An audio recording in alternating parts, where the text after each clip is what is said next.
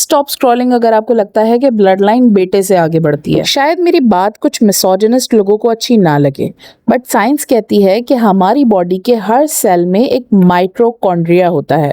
अब माइटोकॉन्ड्रिया को powerhouse of the cell कहते हैं, जिसका अपना एक यूनिक डीएनए होता है और ये डीएनए सिर्फ मदर से इनहेरिट होता है।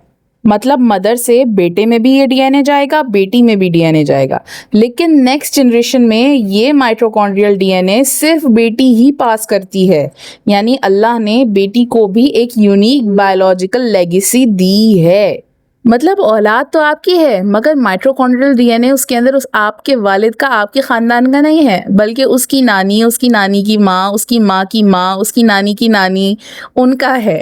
अच्छा, आपको एक और हैरानकुन बात बताती हूँ। हमारी सोसाइटी का हाल ये है कि जैसे ही बेटी पैदा होती है, कुछ घरों में ऐसा माहौल बन जाता है जैसे कोई बहुत ही बड़ी ट्रेजेडी हो गई है, और सबसे पहले ब्लेम किस पर आता है? मदर पर, फिर बेटी। बेटा कब होगा?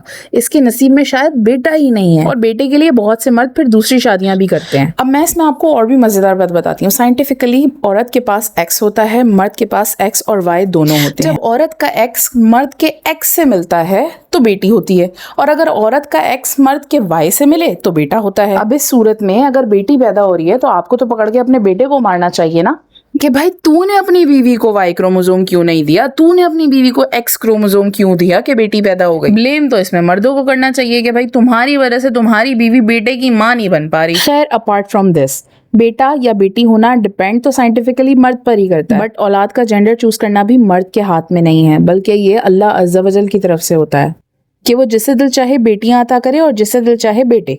एंड नोटिस वन थिंग, अल्लाह ने अपनी अता में बेटों से पहले बेटियों का जिक्र किया, और अल्लाह के रसूल सल्लल्लाहु अलैहि वसल्लम ने फरमाया, जिसने अपनी 2 बेटियों की अच्छी तरबियत की, कयामत के दिन वो मेरे इतना करीब होगा जैसे 2 उंगलियां। फिर भी अगर आपको लगता है कि बेटे बेटियों से बेहतर होते हैं, तो फिर आपको किसी गंदी सी गली की अच्छी सी नाली देख के उसके पानी में डूब के मर जाना चाहिए।